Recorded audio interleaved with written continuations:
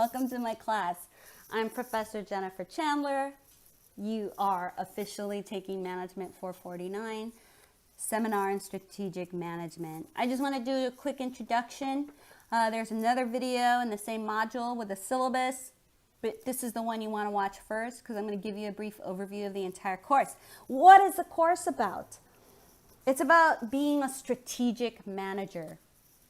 It's about crafting and executing strategy. So a strategic manager as opposed to what? As opposed to a bad manager, a hated manager, an ineffective manager.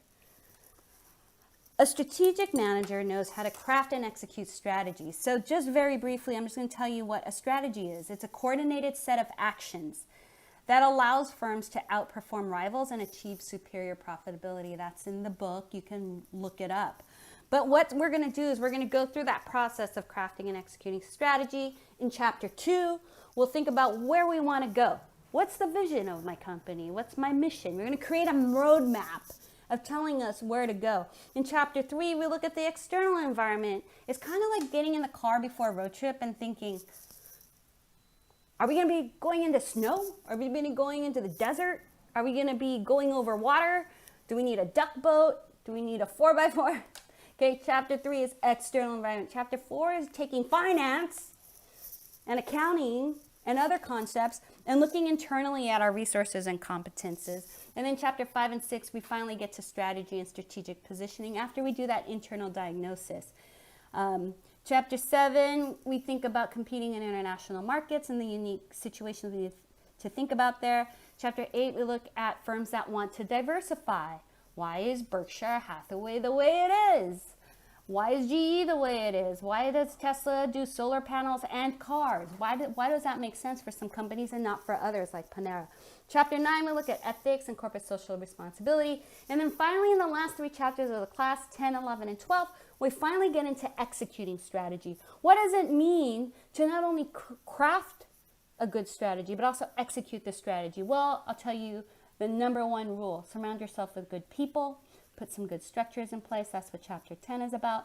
Chapter 11 is about using policies and incentive structures to be there when you can't be there, to make sure your people are all looking in the same direction and trying to achieve that strategy. And then Chapter 12 is really all about you and being a leader in the workplace. So I'm going to do something kind of silly right now. In Canvas, if you look at Module 1, or the intro, in Canvas, if you look at the intro, there should be 2 links.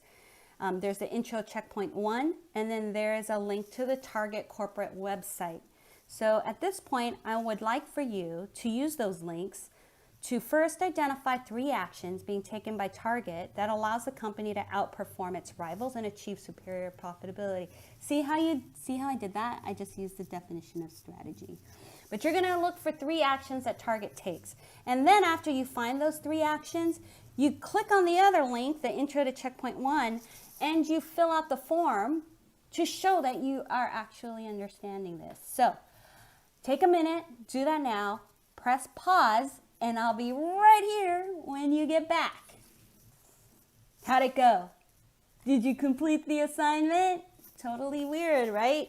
How did she know you're going to do that? Now, we all know Target. I chose Target because we all know Target. Have you been to Target? I've been to Target at least twice this week, even during lockdown. They still don't have toilet paper, but I did find that at Stater Brothers this morning. Okay, taping all these lectures is becoming quite maddening. Okay, so why did Target choose those actions? We're going to talk about this through the semester. There's external reasons why they're doing. And then there's internal resources and competences that they have that they're trying to take advantage of. We'll talk about that in Chapter 4. They have a strategic position in the market. They're not trying to be Amazon. They're not trying to be Walmart. They're not trying to be the 99-cent store. They're going to choose to either attack a rival or defend their existing position. And maybe, just maybe, some of the savvy of you know what position Target is taking. Don't tell me. I can't hear. But write it down on a piece of paper and tell me during our Zoom time. But they might be trying to defend their position. We'll talk about why or why not Target competes in international markets, why they are diversifying or not diversifying. Hint, hint, the pharmacy inside Target doesn't belong to Target. Also, the coffee shop inside Target doesn't belong to Target. What does that mean? Why did they do it that way? We'll talk about that.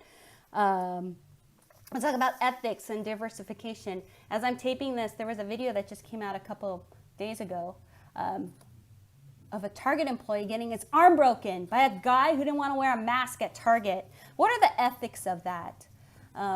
What kind of responsibilities does a company have for its employees? You know, all of this is relevant, especially during this time of significant change. And what are their structures, policies, and leadership approaches? We'll be talking about all of that in this class, and you will become, as a result, a strategic manager. Stay tuned for more.